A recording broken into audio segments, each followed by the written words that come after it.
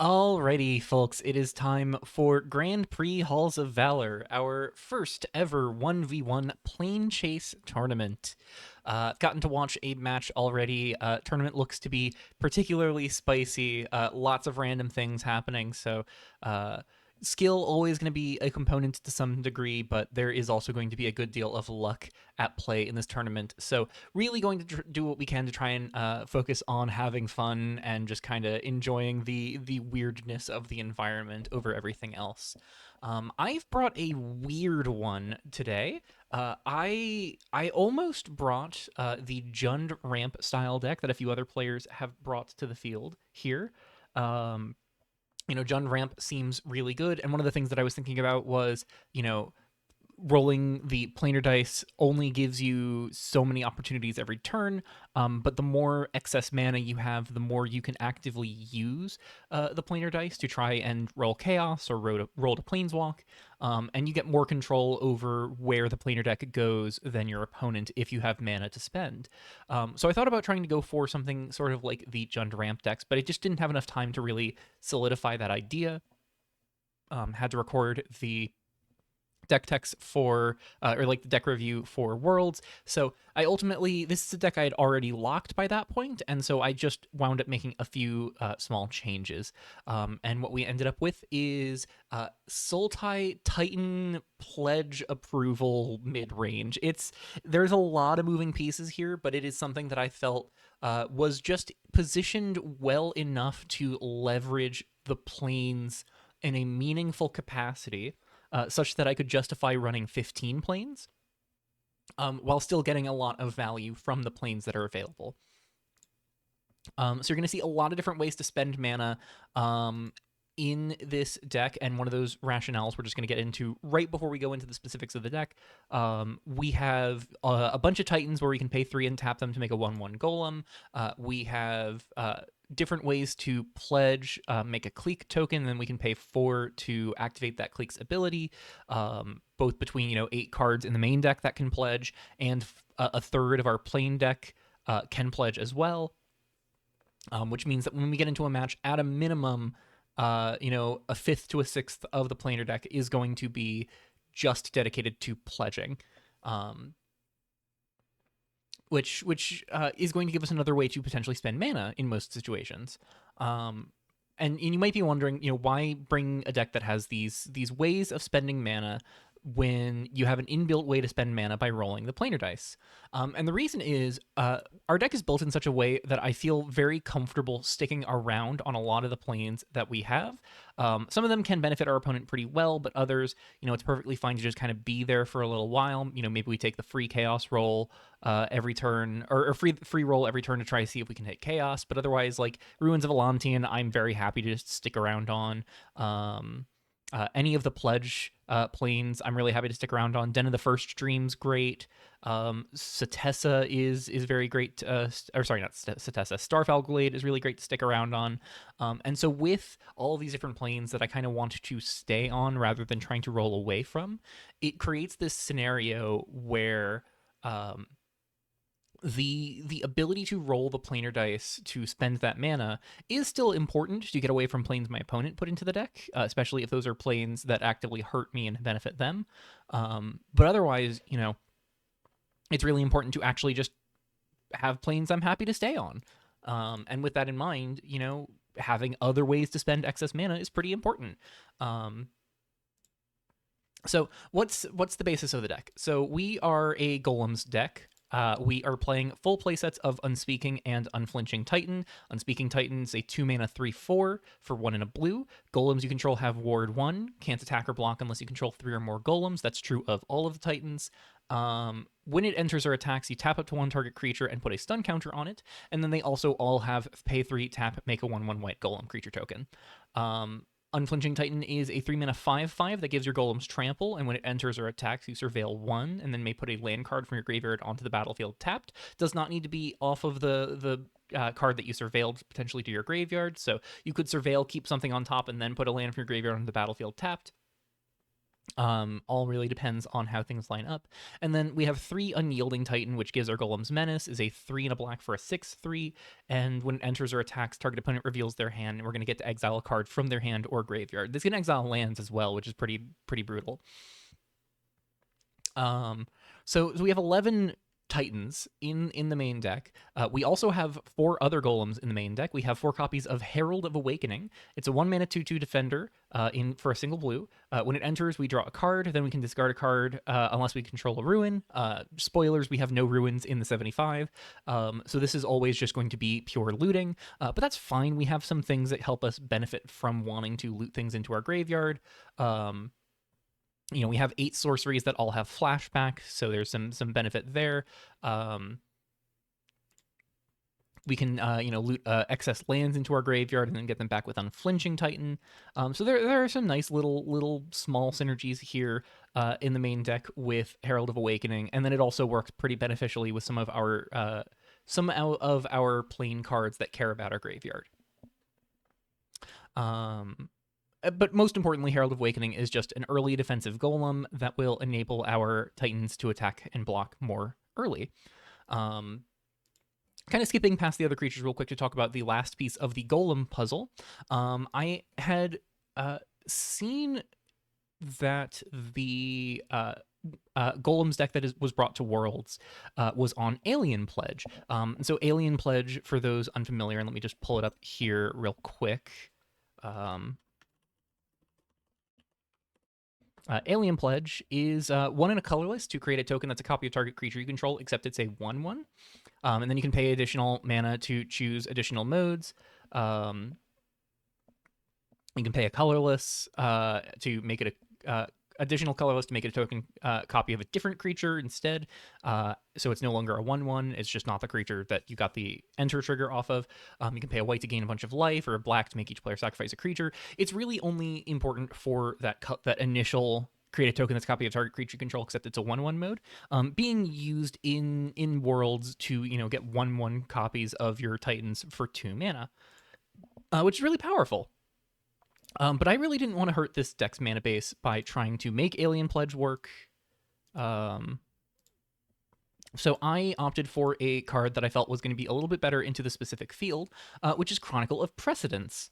So Chronicle of Precedence has 2 primary functions in this deck. The first one is, we choose one. If we paid flashback, we choose 3 modes and may choose the same mode more than once.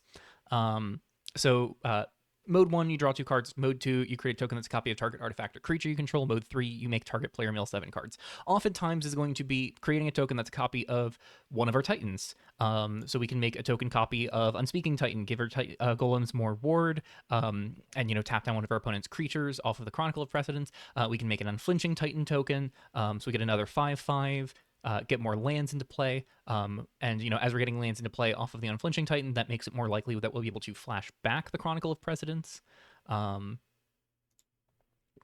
we can make an Unyielding Titan and get more hand attack in that regard.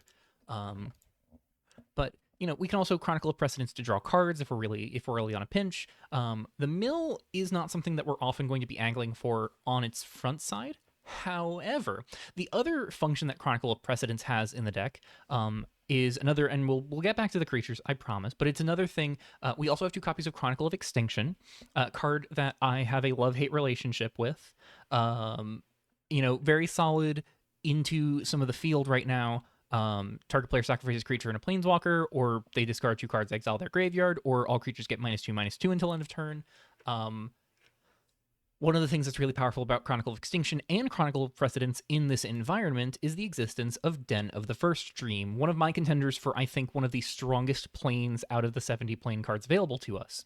So Den of the First Dream, on your turn, your instants and sorceries in your graveyard have flashback. Their flashback costs equal to their mana cost.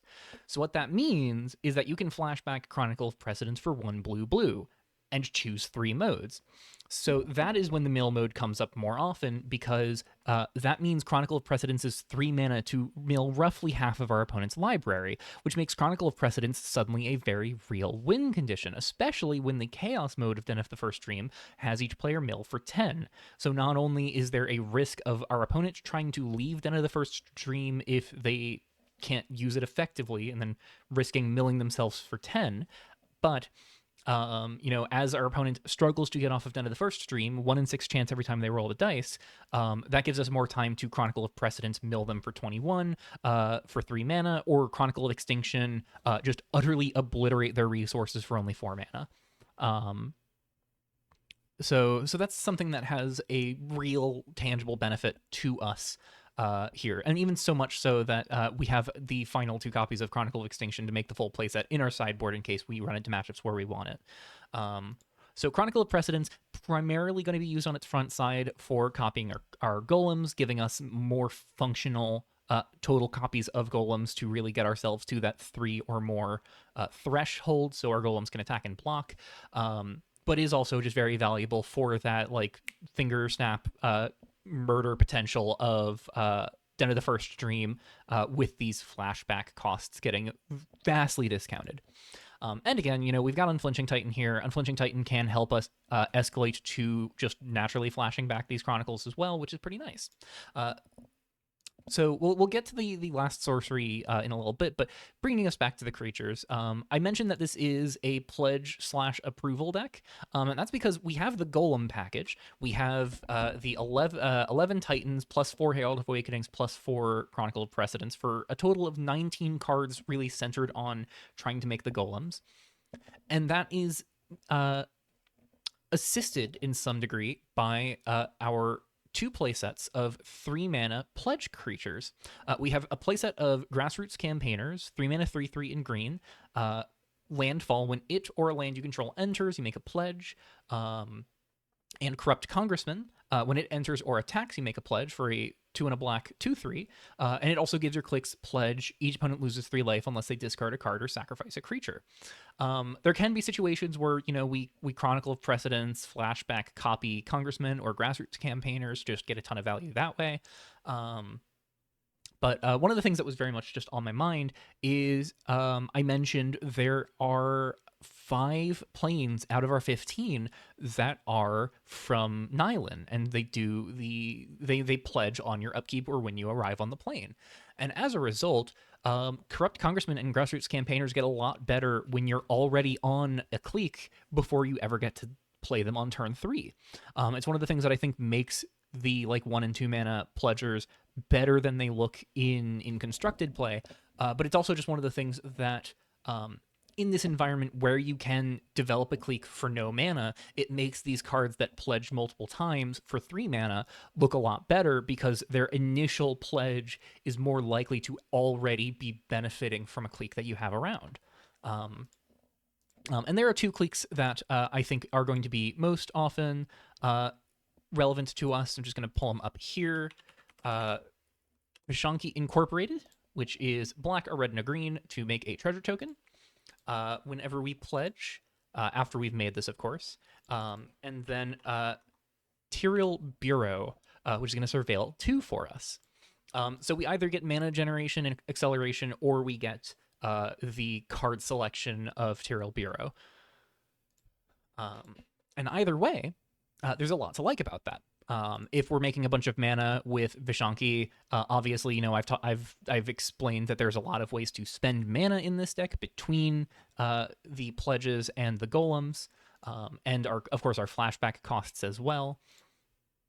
And the best thing about Vishanki is if we do not end up on one of our clique planes before we get to one of these 3 mana pledgers, these can just pledge to Vishanki on their own. Which is pretty nice. And Tyrael, a little harder to get. Grassroots Campaigners can't grab Tyrael, but Corrupt Congressman certainly can. So Congressman has that flexibility of giving us the card selection if need be. Otherwise, the other 3, just pulling them up real quick, Hazak Arsenal, I don't see myself really wanting to pick too often. The 2/2s are certainly nice, but I'm not too interested in making a bunch of decayed creatures. The blocking, not being able to block is already awkward on these tokens when so many of our creatures have hoops to jump through for them to be able to block. Silliman Labs is fine, but not necessarily where I'm super keen on being, because it is a very aggressive clique. Tapping one of our golems that already can't block and putting a counter on it's not bad, but I really would rather just be rushing towards a point where my golems can block, or even better, can attack. And then Penwrath, uh, uh, Penwrath Insurgency is fine.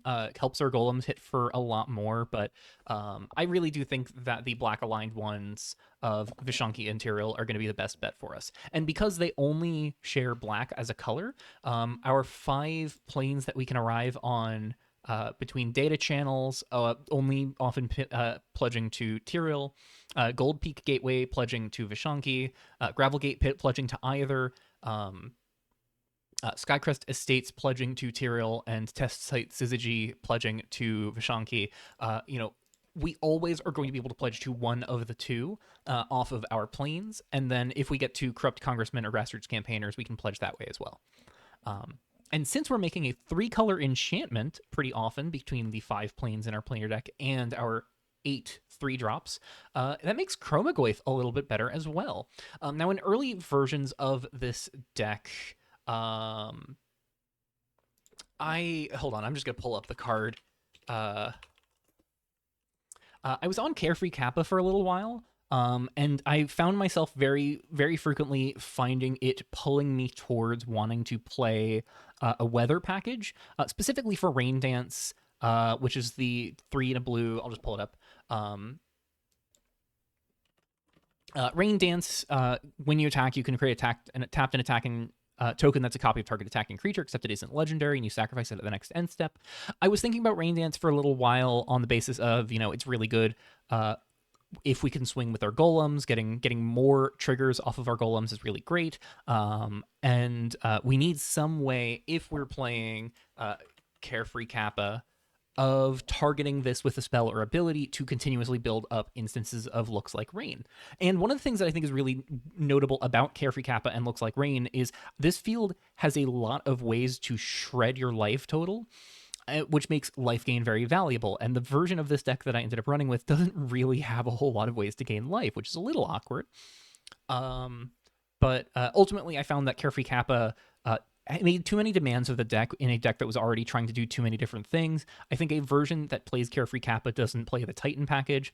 And ultimately, I think the Titan package, specifically as helping bolster Chronicle of Precedence as a worthwhile card to include, makes it pretty hard to justify not playing the Titans. And at that point, Carefree Kappa becomes a bit more of a liability. But Chromagoyf, good with Carefree Kappa because the tokens it makes are 5-color tokens, but I think Chromagoyf is still fine in this deck where it's often just going to be a 2-mana 4/4. That blocks really well into a lot of what's going on in the field right now. It helps us smooth out our curve a little bit, so we're not just fully dependent on Unspeaking Titan as something to do on turn 2, or Herald of Awakening on turn 2. We get a little more flexibility in that regard, thanks in part to Chromagoyf. Helping to make things a bit smoother.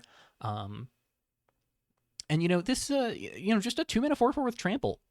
If we pledge to Tyrael off of Corrupt Congressman or off of one of the 3 planes that can pledge to Tyrael, that immediately makes Chromagoyf a 4/4. If we pledge to Vishanki, it's not as good because Vishanki only contributes black, red, and green, so Chromagoyf being green itself means that would be a 3/3, but that's fine for it to be a 2-mana 3/3, and if we have Herald of Awakening or Unspeaking Titan or our blue enchantment we'll get to in a moment, that as well gets Chromagoyf up to being a 4/4. And then finally, as far as approval goes, we also have 2 copies in the main and 2 in the sideboard of Gaze Upon Civilization. Gaze is here in part to help generate some additional value. If we're spending so much mana on abilities, be they the golem abilities, the pledge abilities, or spinning the planar dice, we want some way to generate additional card flow and additional pressure, and Gaze Upon Civilization seems like a great way to do that. Benefits very much off of some of the planes that can help do cost reduction, so we can get this out faster. Benefits a lot off of us pledging Tyrael, because then we can curate the top of our deck and fine tune what we're casting off of Gaze Upon Civilization. And with our curve stopping at 4, I mentioned Chromagoyf can get up to being a 4/4 pretty reliably thanks to all of the pledging that we're doing. Similarly, Gaze Upon Civilization can benefit us a lot because if we pledge Vishanki and then hit Gaze Upon Civilization, that is immediately approval of 4 between Vishanki contributing black, red, and green, and then Gaze contributing blue. So lots to appreciate here, lots to love, lots of funky little things going on here. And then finally, for the main, we have 2 copies of Final Fate. We also have 2 copies of this in the sideboard. A lot of our 2-ofs in the main, we have the extra 2 copies in the sideboard. So Chronicle of Extinction, Final Fate, and Gaze Upon Civilization are each 2 main, 2 sideboard. Final Fate is, I think, just one of the better hard removal spells, and with how much mana we can anticipate potentially generating thanks to Vishanki Incorporated, thanks to Unflinching Titan, that flashback costs a little awkward, a little prohibitive, but we do have 7 lands that tap for black, plus 5 more lands that can fetch a swamp, plus 3 more lands that could potentially tap for black. So we have enough black sources in the main deck to feasibly flashback Final Fate. And just having this resource to be able to pick things off seems pretty important. Especially, there's a good number of 2-drop creatures that seem pretty powerful in the environment. A quarter of the field is on Savvy Smith, so having Final Fate as a way to just answer Savvy Smith for 2 mana seems relevant. So yeah, otherwise our mana base, we have 4 of each basic land, 3 copies of Deep Life Cavern, 3 Primal Fissure, 3 Nascent Light Vein, and 2 Redeveloped Cityscape. So moving on to our sideboard, a couple things that we did not get to talk about with our sideboard. We have Judge, Jury, and Executioner as another approval synergy card. This one is going to be a little harder for it to consistently hit approval of 4, but this is just going to provide us some additional removal, targeted removal alongside Final Fate, for just picking off any creature, good to get us some exile-based removal, and also just good as if we want another thing that can just clock our opponents, or if we need some additional ways to fight in the air. Our deck is really not good at fighting creatures that can fly, so Judge, Jury, and Executioner can give us that tiny little bit of an edge as well. Full playset of Turn to Nyx. I have been liking Turn to Nyx more and more since I brought it in my GP deck last month. I did not want to bring a very pip dense counterspell because I wanted to really leverage how clean the mana was with a lot of the creatures. One of the things that is worth pointing out about the main deck is actually with the full 75, the 27 creatures in the main deck plus the 2 in sideboard, collectively not a single one costs more than a single specific colored mana. Otherwise, all of their mana is generic mana cost, which makes the mana far less awkward than it could otherwise have been. And then with that in mind, Turn to Nyx, we want to have an easier mana base. We would rather not be playing like 1 blue.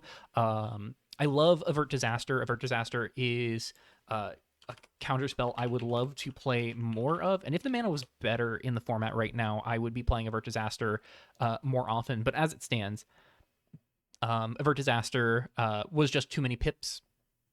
As good as it is with Herald of Awakening, as good as it is with Tyrell, just would rather not have to pay double blue for the Avert Disaster. And just ultimately, this isn't the right deck for Avert Disaster. But I will try to play it at some point during its tenure in this format. So full playset of Turn to Nyx to try and give us some ways to interact on the stack, especially with all of the graveyard flashback decks. Again, we have a quarter of this 16-player field on Savvy Smith. It is good to have a 2-mana counter spell that can just counter anything out of these like rampant Spellslinger decks. And then finally, 3 copies of Forget Their Names. I think graveyard is just a really important thing to care about. Lots of graveyard matters decks in the field, so having the Forget the Names is very important. One of the things that I am really praying we could get to see here, one of the players in the field, All Who Wander, is bringing a nearly 300 card deck in the field because they were that concerned about the potency of mill in this environment, including over 100 copies of Relentless Bats. So you better believe I am hoping we can queue into All Who Wander and Forget Their Names Relentless Bats and gain 100 life. That would be the dream. Realistically, though, Forget Their Names is just going to be good to pick away particularly problematic pieces out of our opponents. We are not the only person in the field trying to leverage Den of the First Dream alongside Chronicles, so if we can take away our opponent's Chronicle of Extinction, that is very valuable. If we can take away our opponent's most important creature, that's really valuable. seems very unlikely that we will get an opportunity to do so, but multiple mono black aggro decks on Aspect of the End. If we could try and like get one of those into their graveyard and then forget their names the rest before they ever slam into play, that would be very valuable as well. So finally, let's talk about the planes. We've talked about them a little bit. We've talked about the pledge planes with Gold Peak Gateway, data channels, Gravelgate Underpass, Skycrest Estates, and Test Site Syzygy. Again, oftentimes we're going to be fine just sticking around on these planes and letting it generate passive value for us. That being said, there is some things to like about the chaos modes. Data channels can buy back one of our sorceries potentially, or maybe even buy back a land. Gold Peak Gateway can teach a creature we control menace. Not too relevant thanks to Unyielding Titan granting our golems menace, but giving a corrupt congressman menace could be really good, or a Chromagoyf menace could also be really good. Gravelgate Underpass giving an opposing creature Decayed is really nice, both to help us punch in and to make it harder for our opponent to justify attacking with that creature. Skycrest Estates buffing up our whole board could be pretty scary in the right situations, and Test Site Syzygy just offers so much mana if we ever want to try and roll and see if we can hit Chaos there. Beyond that, we've also talked about Den of the First Dream.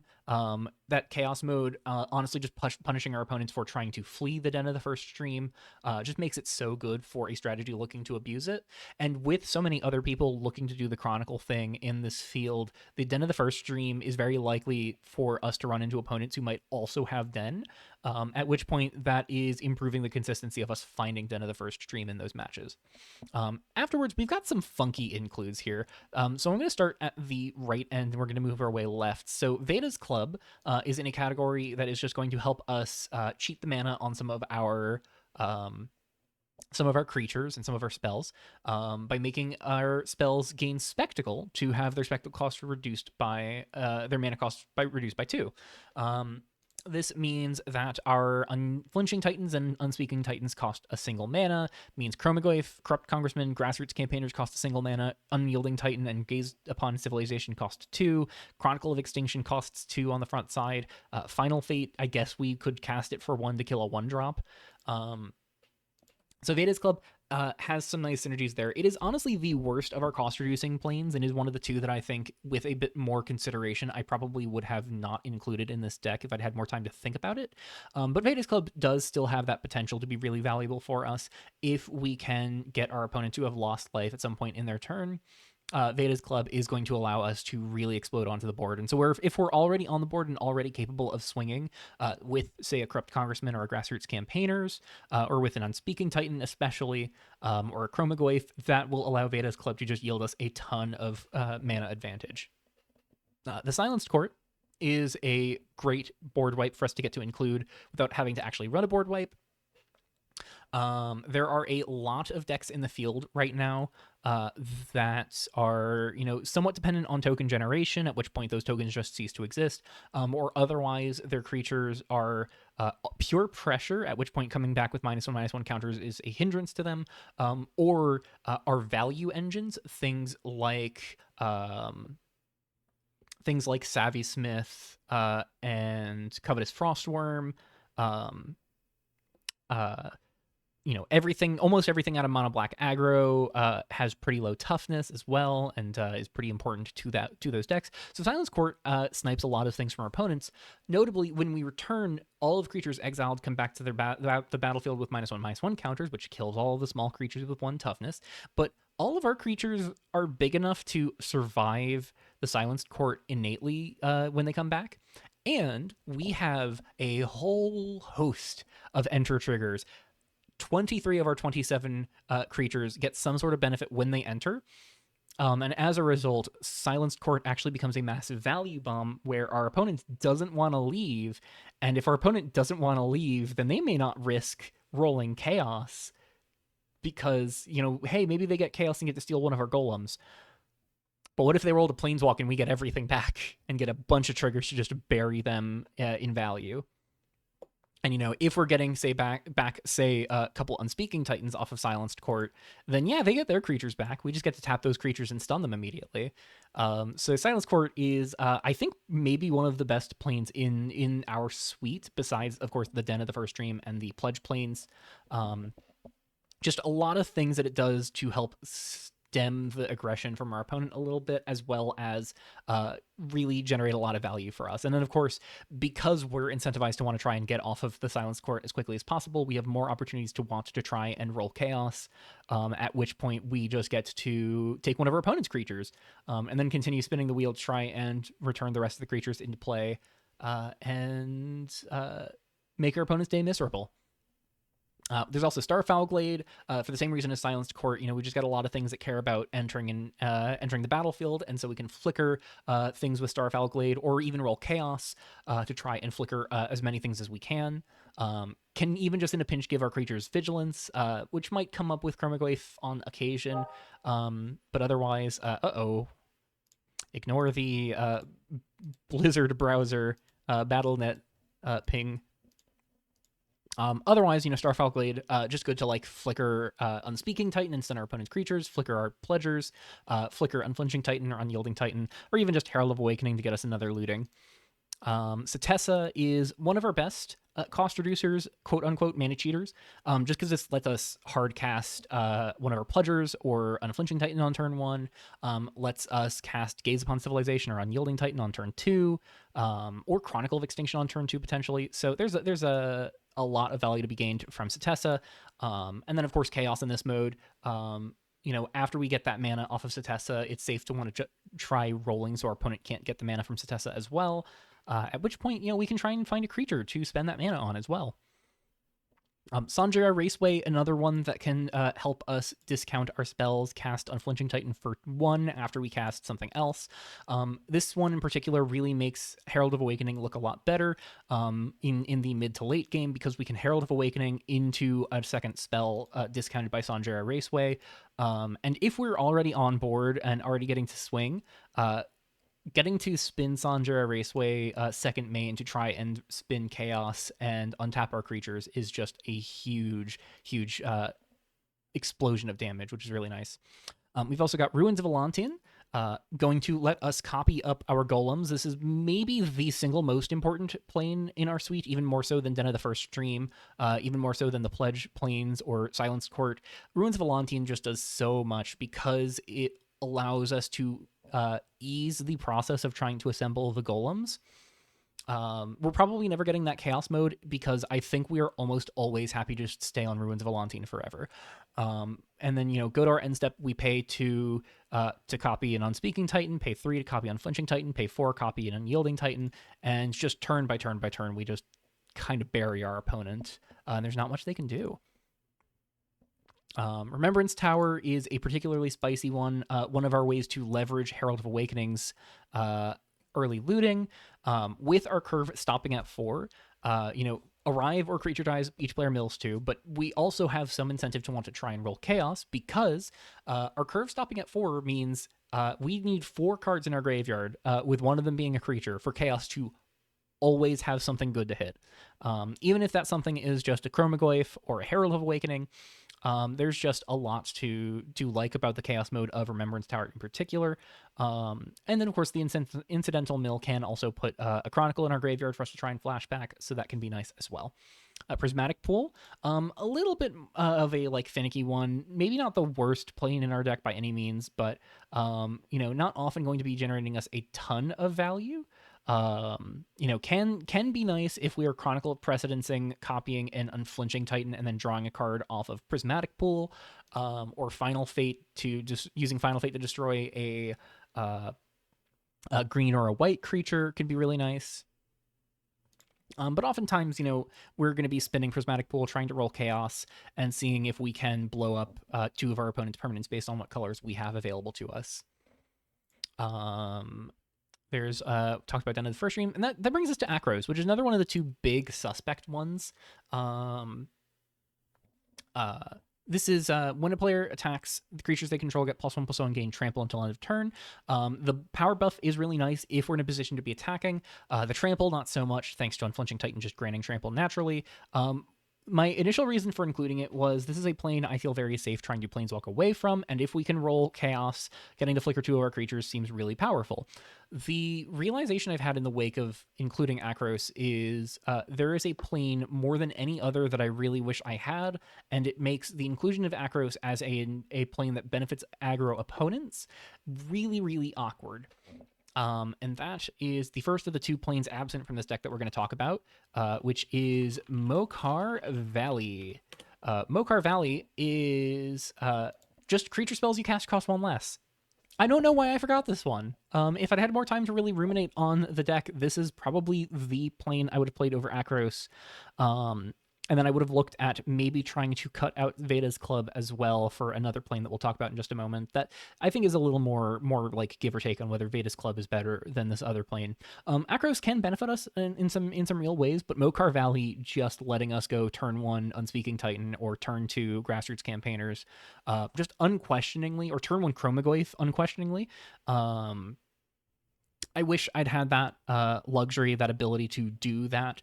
But the choices in the deck building really would have enjoyed Mokar Valley being in the deck, but it was just something that completely slipped my mind, and that is just pure mistake on my part. So Mokar Valley should be in this deck. That is just my shortcoming, my oversight.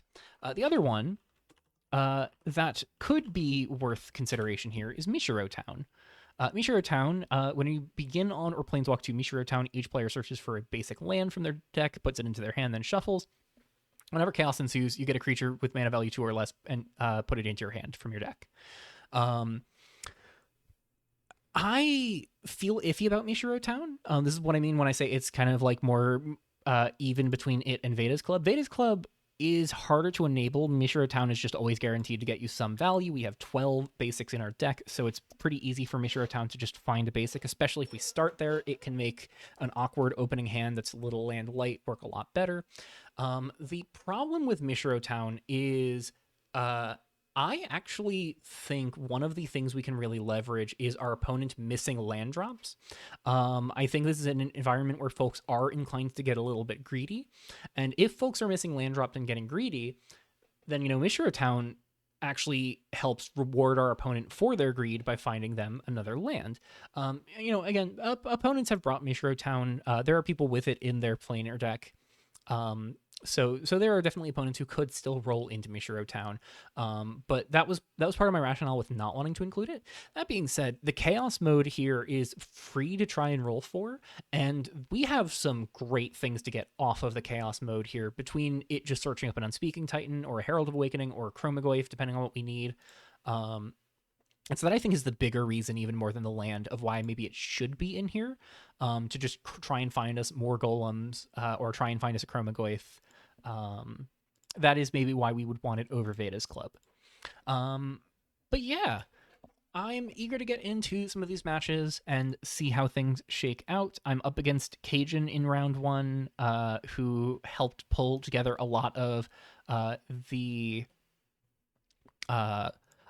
logistics for this event, so it's really cool to be playing up against them. They're on a truly wild white-black artifacts deck, really leveraging the strength of some of the artifact-generating planes. So I'm very nervous about that matchup, and I'm curious to see how it all pans out.